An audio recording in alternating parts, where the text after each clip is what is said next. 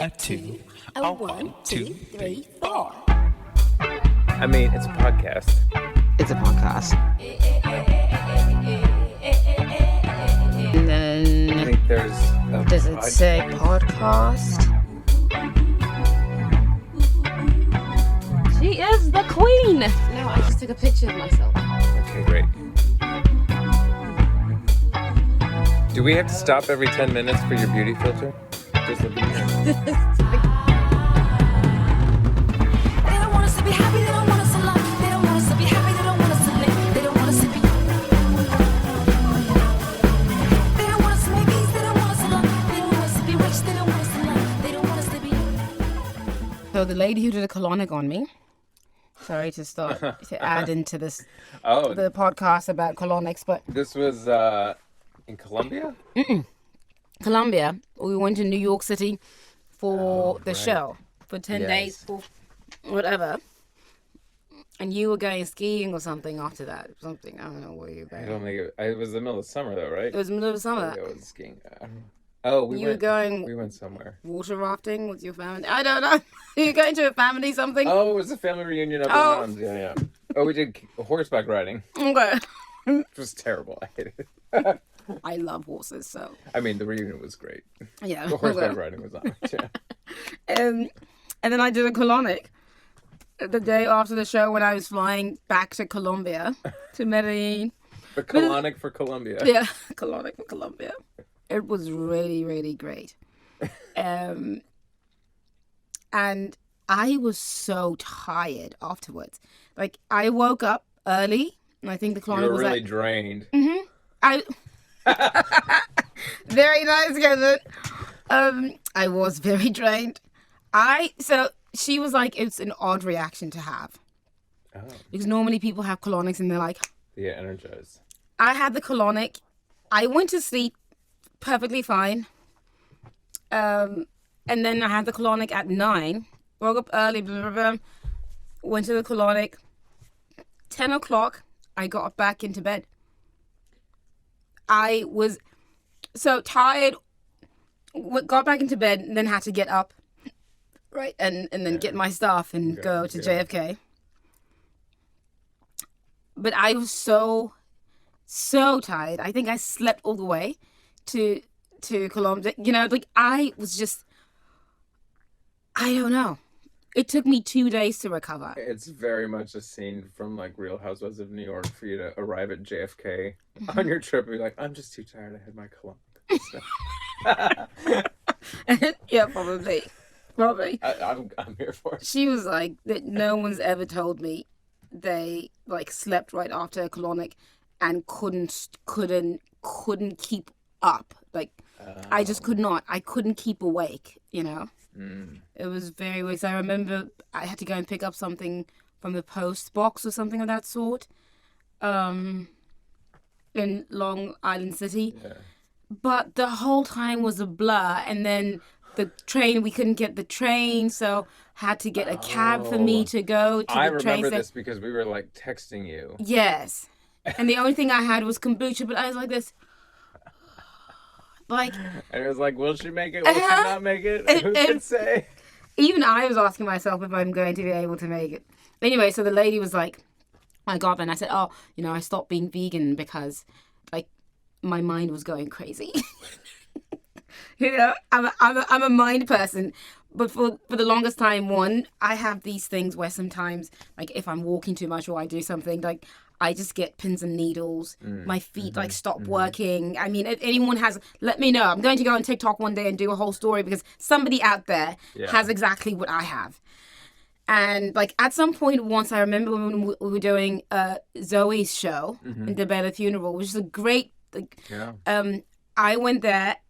They were still rehearsing, and when I came back, I was walking with the movement director of the show, and my feet stopped working, and I fell on the street, and he was like, "What's going on?" And I said, "I can't get up. I can't feel my feet," and he was like scared, like, "What do you mean you can't feel your feet?" I'm like, "I can't, like, you know, like."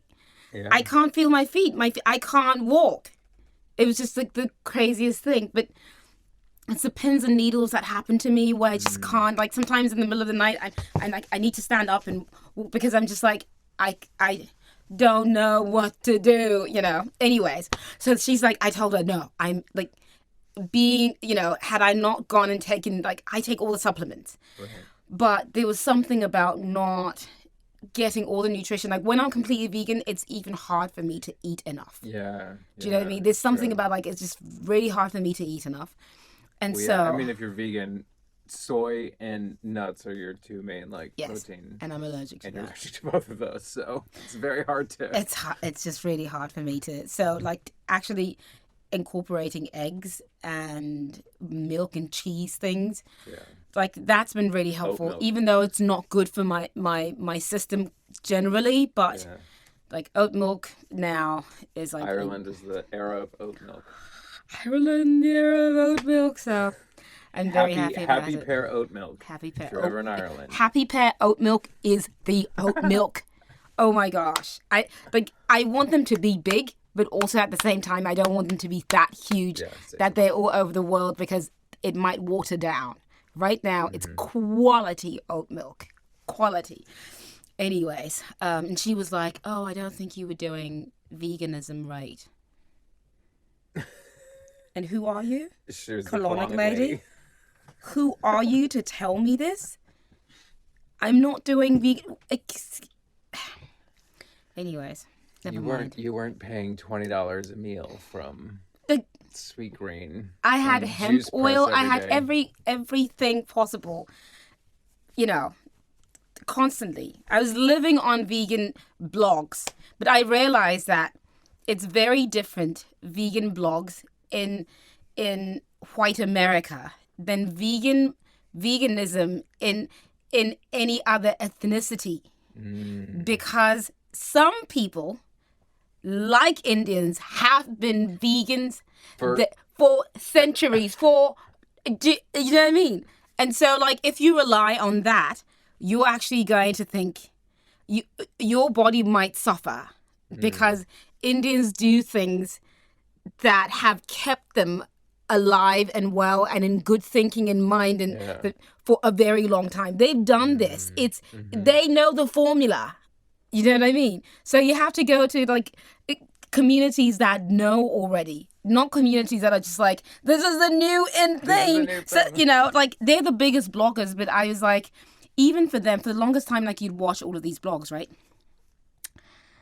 And as they're going through their journey, they're getting old. Like, they look scary. Do you know what I mean? Yeah. They look drained, and it's like, you don't look good. Like, do you know what I mean? And I just be like, do they realize that they don't look good? Like, that this is bad. That they look blue. You know what I mean? Like, they look purple. They look like death. They look like death. But they're so skinny. They're so skinny. Especially, like, the raw fruit world, where they don't, like, normally get oils and things like that. It, for me, got to a point where I was like, this is why they committed so many crimes in that world, because they literally went crazy. Yeah. There's so many scandals about them. Verges on cult. Yeah. Cult land. And also, your mind, when you're not getting oils and this and that, I'm telling you, like, it is essential to the body. That's how cults work. Yeah. They deprive you of certain things. Yeah. And then you start thinking differently. It's so crazy. And of course, some of those blogs were completely lying. Some of them, like, were actually eating meat and just having, like, the YouTubers or whatever. They were huge. Like, you know, but the ones who were really, like, eating only raw, Kevin, I'm telling you, I saw them deteriorate. And I was just like, oh my gosh. Am I the only person here who's vegan or who's gone raw, who knows that this is deterioration? Like, you know, like, this is not cool. How is no one pointing this out? It's not right. Anyways, I'm not going to, you know, you can come at me, vegan. Like, I'm already there. I've done it, been there, done it. I'm still a vegetarian. I'm never going to eat meat. So do whatever you need to do with me. Yeah. On that note, trouble. I just brought trouble. Bring on the I trouble. woke up. I like. You're supposed to try to keep it away. I'm but sorry. I'm sorry. You're welcoming it in. I'm sorry. I'm sorry. Do you? Just be awake. No one should convince you of anything. You should be able to choose for yourself. Yes. Yes. That's all. And YouTube is a good source of information, but it shouldn't be the only source of information. And also gurus. Like, take a guru at, I accept your help. I won't believe everything you say. It's like a church minister. It's like a this and a that. There's been many people who went to the doctor and the doctor never believed them, or the doctor never diagnosed them correctly. We can't just like take everything in and be okay with it. We can be reasonable, but we can't, make your own decisions. Anyways, Let's listen to a little of the album version of Trouble. Trouble.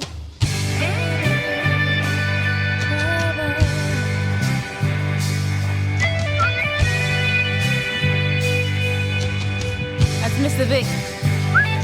Thought you were my friend. Thought you'd be the one I'd take a bullet for, life and make you feel. In this atmosphere you pick a side, and now you are there. You could be here. This side will save the crazy. We drown out all the enemies. I don't want you trouble.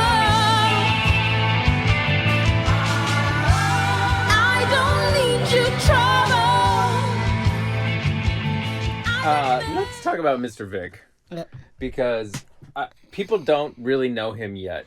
Yeah. We've like posted a few things about Mr. Vic. Yet. Yeah. He is He's a real deal. He's the real deal. He's the real deal. Like, Mr. Vic is probably the best guitarist in the world right now. Alive. Right now. Yeah. I have to call it. He is Zambian South African. Comes from my hometown in the desert, where like a lot of intense talent comes from. And it's weird, something about people in the desert or who come from like just strange towns that, but this little town particularly has a hold on the arts. It's crazy. The arts and education. It's like a strange town. Like, didn't it have, at one point it had like the largest recording studio in Africa. Yeah. Yeah, the top recording studio in Africa. Michael Jackson recorded that. Yeah. In the middle of nowhere. Of the desert. Yeah. It's really cool. So he comes from this place, and like when I was going back to South Africa, so sometimes like you tell people, I wrote this. I write what you call rock, or the sound that you hear as rock, because I come from that. Not that I'm emulating anyone.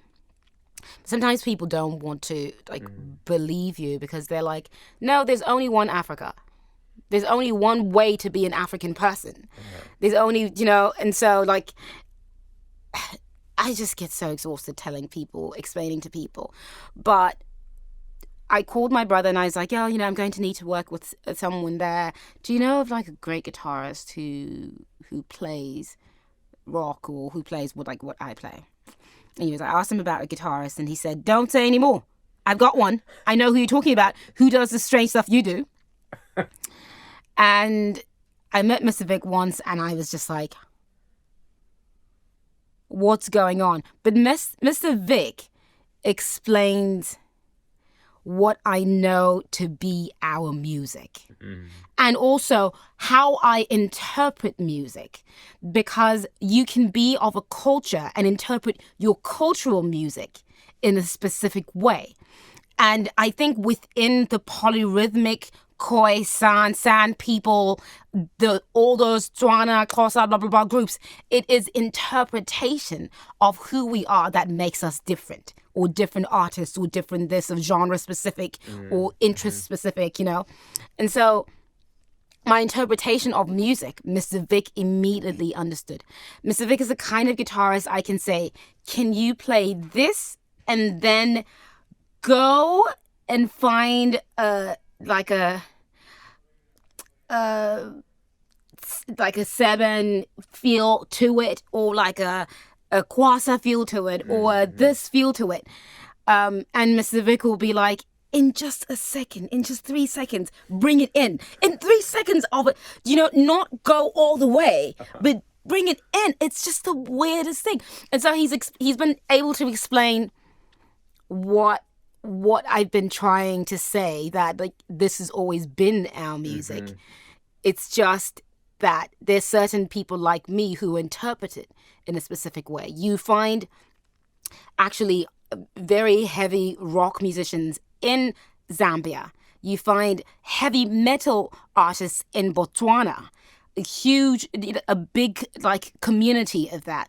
You find, I would say those 2 countries, and maybe in other places, like you specifically find what you call rock music. It's the interpretation of our music coming into the space. Yeah. And so like, to look at these 2 places as, wow, they're heavily rock. And I'm talking Africans, indigenous people who decided to play their interpretation in this way. Yeah. So Mr. Vic has been this person, just like the most amazing guitarist. He is also super cute, and he's like, if he listens to any of this, he'll be like, "Is that me? Is that? Did I really play this?" I love it. He's also super well versed in like Western rock world. Like I remember he would just like sit on his phone and watch AC/DC live concerts, because you can recognize yourself in it. Yeah. You can. I listen to that. I listen to a lot of the people I listen to are Western because it's my music. And so I recognize it as, oh, this is my people. These are my people, because we all have, you know what I mean? Yeah. These are my people. And Mr. Vic is that too. Like he is super well versed in all. He can tell you any moment, there was this concert of like AC/DC, or there was like this concert of he knows everybody. Yeah, he knows everybody. That's so great. Yeah, we'll have to bring him on and talk to him when we're in South Africa, hopefully. But yeah, I mean, especially in this song, I mean, in a lot of songs, his like licks have become very like special. Like the hook. Yeah. Piece of the song. Yeah. I remember when we first played it for Chris. Who's our producer for the remix. And Chris is he lives in Ireland, but he's Swedish. He's African Swedish. Grew up in Sweden. So it's not like me in a way. And so it's some things he definitely gets. Some things is just like, he came into the space going, I can't believe African people are doing this, which is funny because he's Congolese. He's Congolese by his parents. He's Swedish, but he came in going, did somebody force you to do this? And it was so weird because I know Congolese people to do this. Do you know what I mean? Like how I really learned about guitarists playing pedal and messing with it was Congolese shows in New York City. What was that? Were they from the Congo? The band when we played at the Apollo. They're from Guinea-Bissau. Yeah, but they're also within a rock world. Yeah. Like a wild band. What is this OMG. Yeah. So like, do you know what I mean? So I was just like, oh, maybe he hasn't lived in that world, immersed himself, because that guitar in particular gets messed with, And so it's like, oh, that's so weird. And then we left it for a while. And then once we got to the record to a certain point, we were just like, we'd like you to add these things, But I think what switched for him was, oh my gosh, you do like this.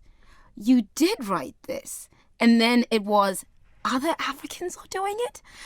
This Mr. Vic is the one who convinced him that Africans are doing it, because to play guitar at that level like that, for him, like, shook him, It really, really shook. He was just like, to the point where, like, in the mix, he had it higher than everything. We had to dial it back. We had to be like, no, calm down here. Like, let's listen to it. here's Mr. Vic.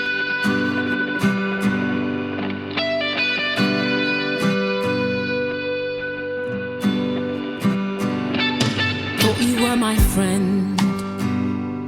Thought you'd be the one I'd take a bullet for. Life can make you feel. In this atmosphere, you pick a side, and now you're there. You could be here. This side, we save the babies. We drown out all the enemies.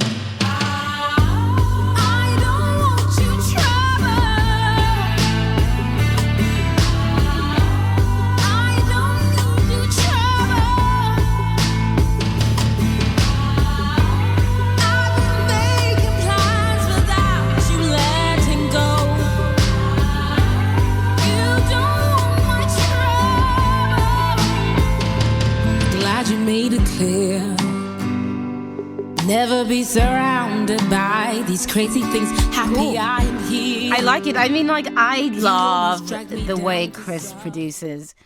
Like, also just like quality Yeah. is on a different level. I really, really, really, really like what he does. So this song reminds me of, especially in the beginning, besides the fact that it's like this, this new country thing. Yeah, it is a little Yeah, bit. it's like It's the always new felt country kind music. Of like, oh, I'm in like a pickup truck. Yeah, rolling down yeah. the I mean, I highway. am a country girl, so it's a thing for me.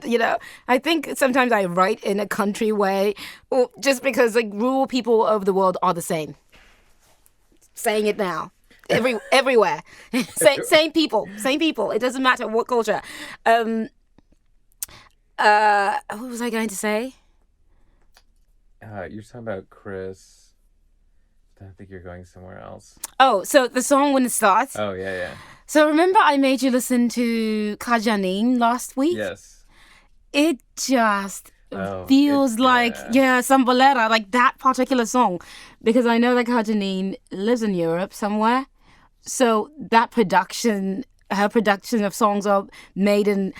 And Chris did this thing with the song that is just like so Kajanin. It's like, boop, boop. It's like, it's a weird, it gives 80s. Yeah. It gives, it's really cool, It is a little retro, but not. very Yeah. very like new country. Yeah. Like how all of these new country musicians, and also what the kind of reclaiming of country within Black society in America right now.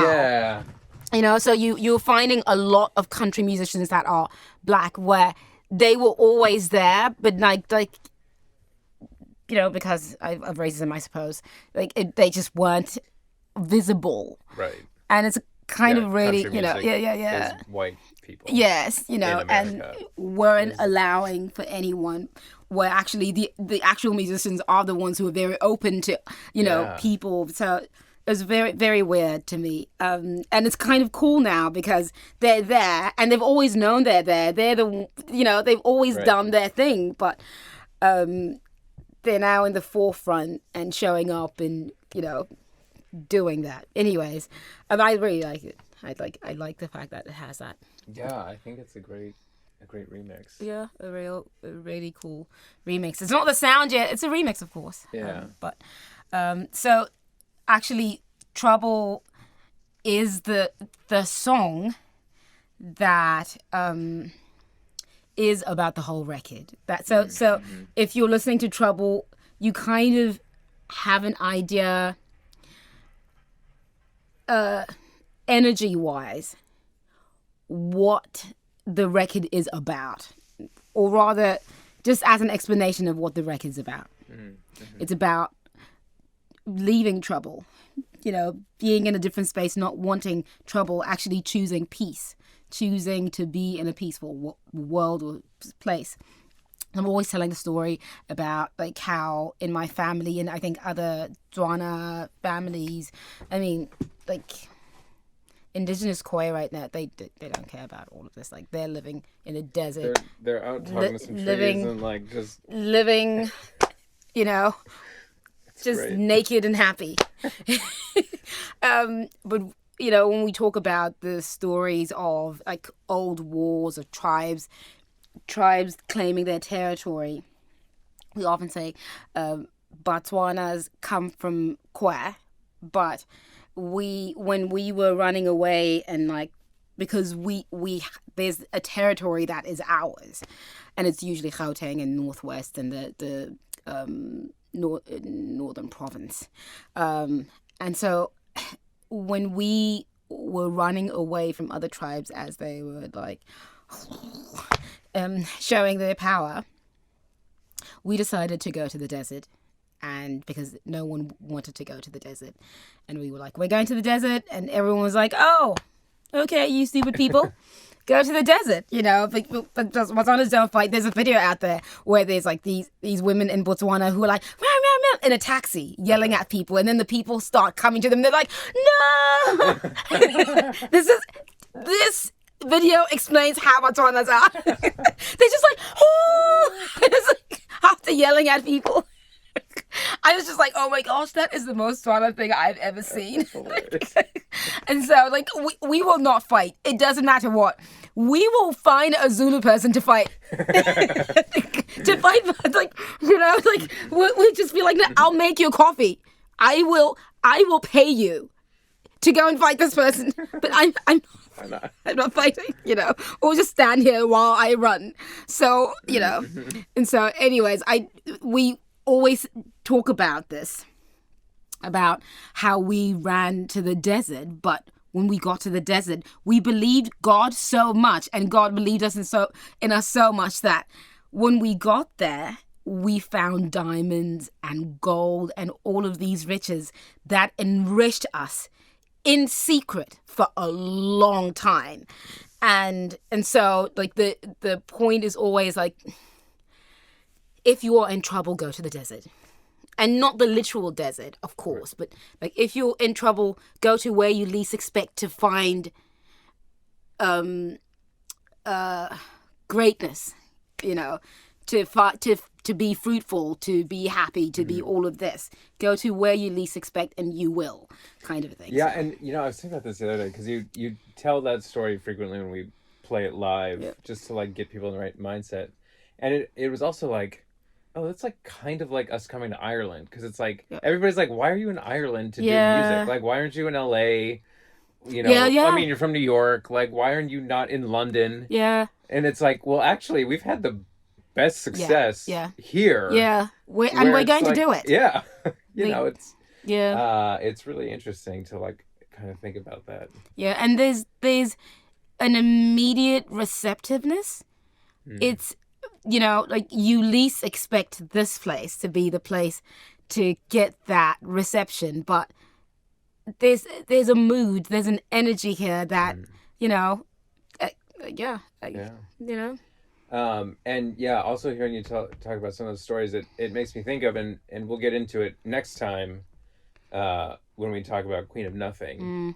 But, you know, the story of the Queen of the Cats. Yeah.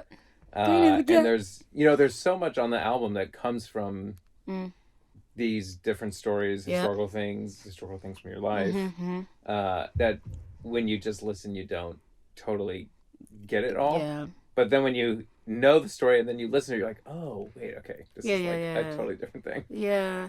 So yeah, I think that's what we're trying to get out with this podcast is understand a little bit more. It's just like knowing a little bit more about motivations of songs, of why we're doing specific things. I also am thinking that the US was a lot like my desert. Right. Because I went there not being a musician. Right. Just trying to find peace, trying to find whatever you call your people, you know? Or just like trying to explore, but not trying to stay where I could potentially hurt myself, you know? Oh, right. And so like I just went blindly to the US, and not only did I find music, like music hired me. Yeah. You know, like found me, went like outrightly found me, and it music just came to me. You know, constantly. It haunts me, and I'm so grateful for it.